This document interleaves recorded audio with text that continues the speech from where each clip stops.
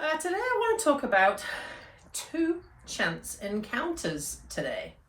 And I'll finish off with some scenery of the final day up in Central Otago before we came back home this evening. Now, the first one, I went to the Cromwell pool this morning to do some swimming.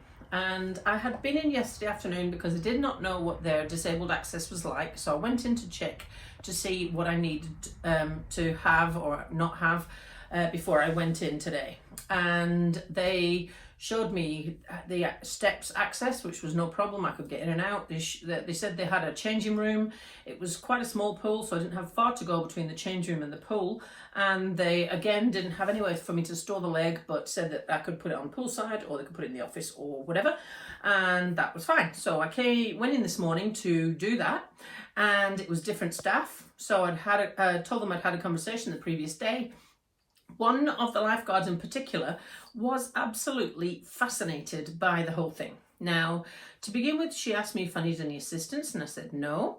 Can get in and out perfectly fine. Now, it was immediately obvious that this is not something that she dealt with before, and she admitted as much. She said, I've never had anyone ask me to look after their leg before, but I don't mind talking to people when they're actually genuinely interested, not from a morbid or weird type angle, you know. So I got changed and I couldn't get the disabled changing room, so I had to go into the regular changing room. But there was a lady in there that I think you're amazing, you know, this sort of thing.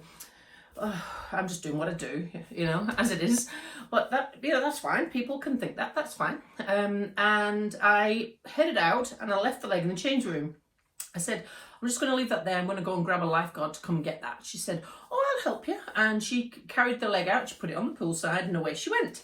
The lifeguard was watching what I was going to do, and she was talking about what had happened. She said, do you mind if I ask? And I told her in brief what had happened. And she watched me get in. She said, oh, that was quite slick. And I said, oh, you know, I have practiced this because I come from Invercargill. I did not want to use their hoist to get in and out. And she said, oh, yeah. I can understand you don't want to make more of a drama of it than it is. It's like, yeah, absolutely. Anyway, in I get, and she was quite impressed with how quickly I got in, and I set off. Now, today I intended to do 2 kilometres, and I didn't intend to stop. So I said to her, after she was commenting about how easily I got in, I said, oh, you wait till I start swimming. You'll barely know that I even lost a foot. And off I went. Now, there was only 2 other people in the pool, and they were swimming to reasonably leisurely pace. And I'd accidentally got in the fast lane because it was next to the side and because it had steps into it and because it was empty. So I swam up and down for 2 kilometres, and I was faster than the other 2 people that were in the pool, but was not what I was interested in. And when I got to the end of the swim, I stopped and she says, oh my gosh, that was intense. Obviously didn't expect me to be that sort of swimmer. Anyway, we carried on having a conversation about it, and I told her about this t-shirt that I was wearing today, and I said, you probably never even noticed it, and I was on about positive attitude and all that sort of thing. And she said she found it really fascinating talking to me, and that everybody will remember, you know, my visit from a positive point of view in future weeks or whatever. And away I went. Now, when I left, I enjoyed talking to her. I quite like it when somebody's actually genuinely interested in what you're doing and that sort of thing. From an inspirational point of view, that's obviously where she was coming from. And I quite enjoyed that.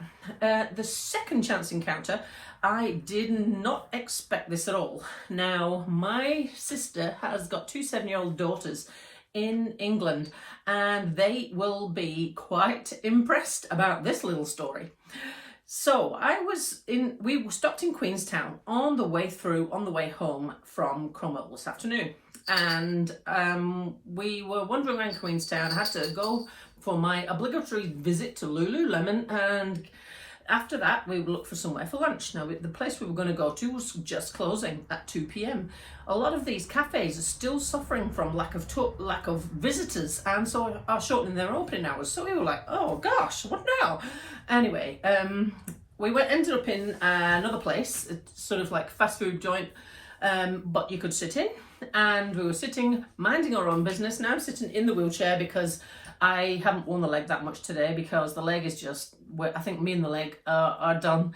It's just too big and it's causing me too much pain and I can't really wear it very easily. So I wore it to go into the pool, but I haven't worn it other than that. And that was literally because it was easy to walk into the pool and it wasn't a wheelchair. Anyway, I'm sitting in this place eating my lunch and a lady and her husband and a couple of children sit down next to me and make the time of day, that sort of thing, you know, friendly. And she turns and she goes, "Oh my goodness, I know you, you're so inspirational, I follow you on YouTube." And I was like, oh my God, that's a bit weird. Well, obviously you know who I am, so what's your name? And we ended up having a conversation. But again, it was one of those things where, now I do this because I hope to educate, inspire, motivate. Educate, inspire, and motivate. Yeah. In any particular order. And it doesn't necessarily mean amputees, it means anyone. I want to show everyone that anything is possible with the right mindset. And doing it through my own journey. And being honest about how hard it is.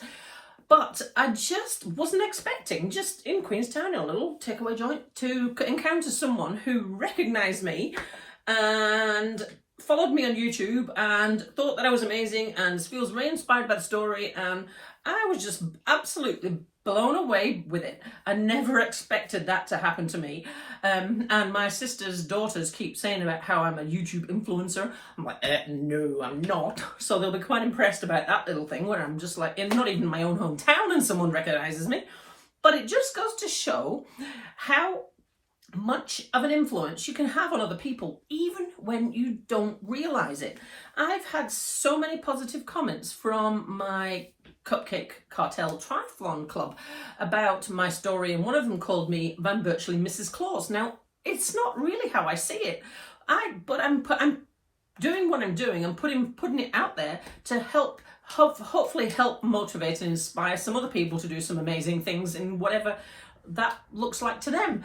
And it just goes to show you that you just never know who it is you're influencing and in what way and when this is going to come and pop its head up and let you know about it. So that was my 2 chance encounters today.